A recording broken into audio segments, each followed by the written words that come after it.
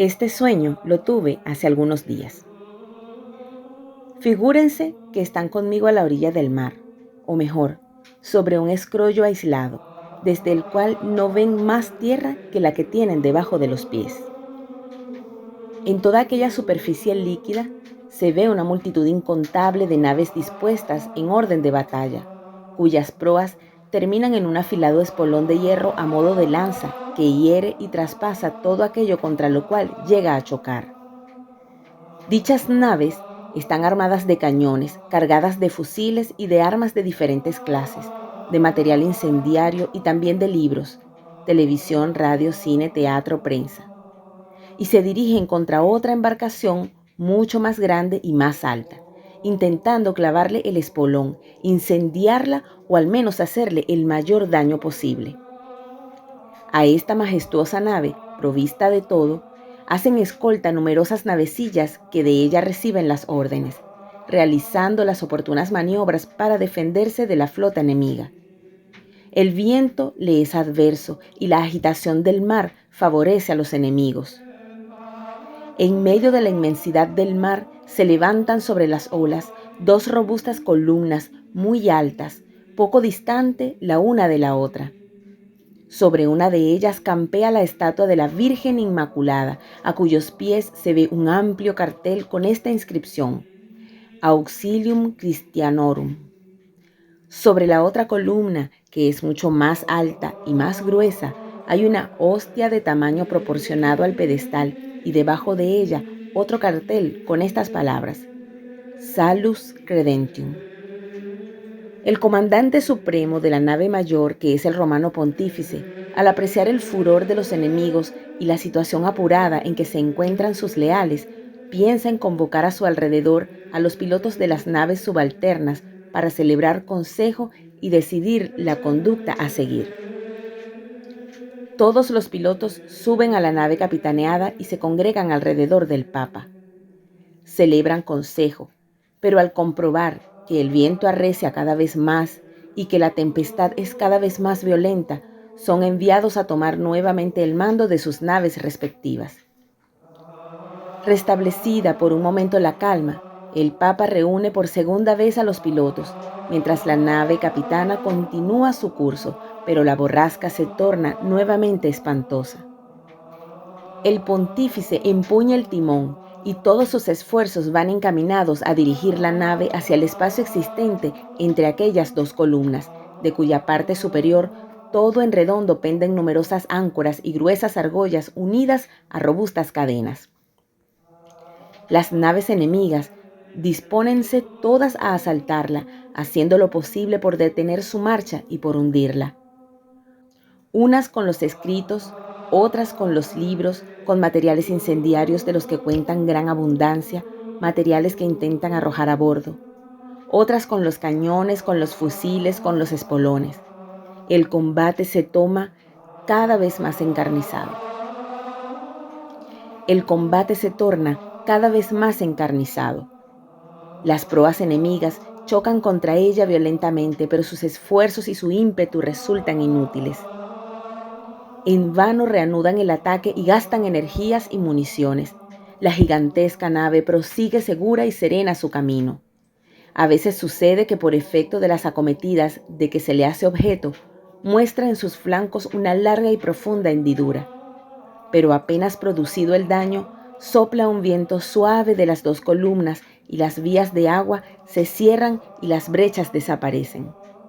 Disparan entre tanto los cañones de los asaltantes y al hacerlo revientan, se rompen los fusiles, lo mismo que las demás armas y espolones.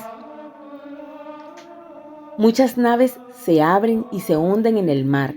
Entonces los enemigos, encendidos de furor, comienzan a luchar empleando el arma corta, las manos, los puños, las injurias, las blasfemias, maldiciones, y así continúa el combate.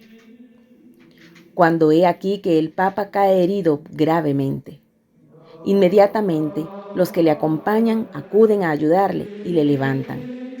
El pontífice es herido una segunda vez, cae nuevamente y muere. Un grito de victoria y de alegría resuena entre los enemigos. Sobre las cubiertas de sus naves reina un júbilo indecible. Pero apenas muerto el pontífice, otro ocupa el puesto vacante.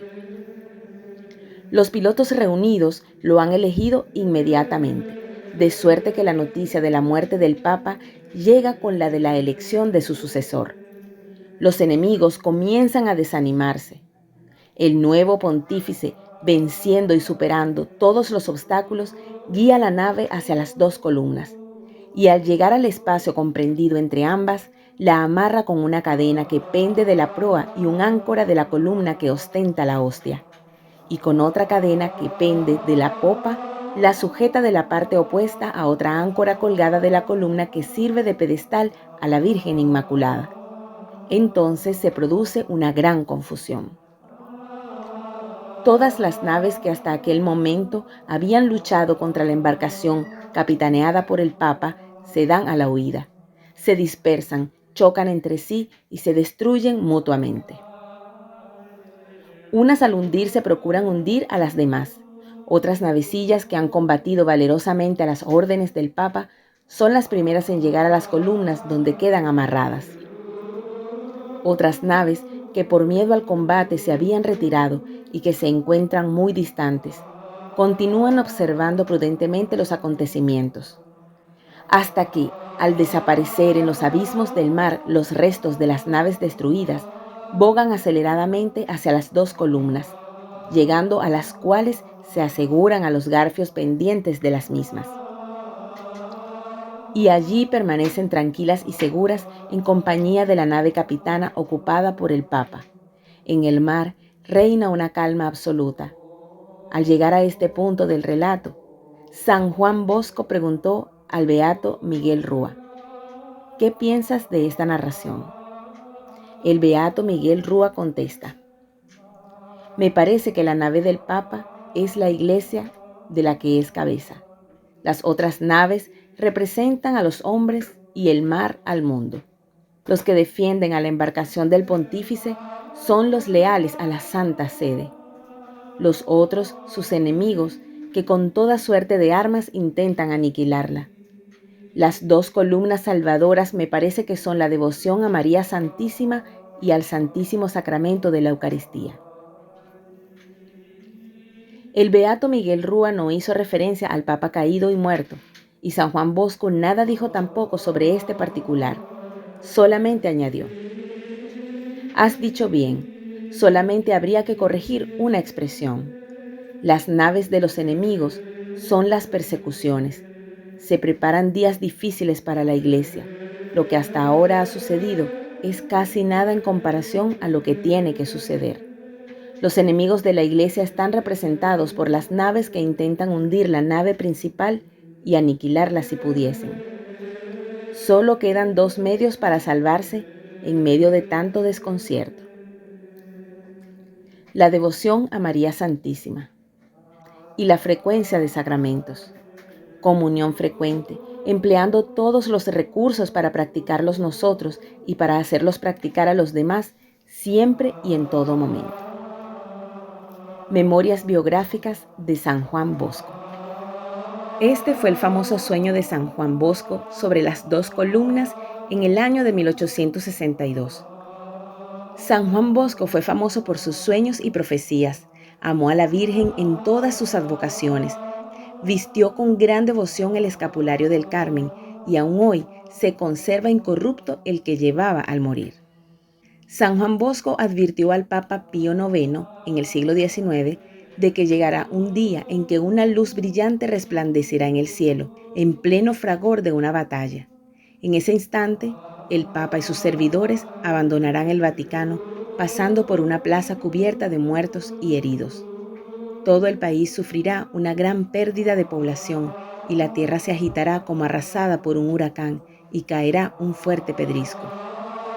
Durante 200 amaneceres, el Papa y su séquito vagarán por tierras extranjeras. Este santo fue dotado de grandes dones naturales y sobrenaturales, como los grandes santos. Tuvo el don de profecía, el don de milagros. Se adelantó 100 años al Concilio Vaticano II, y eso por su espíritu evangélico. Él es el santo patrono de los jóvenes, así que vamos a hacer la oración por los jóvenes.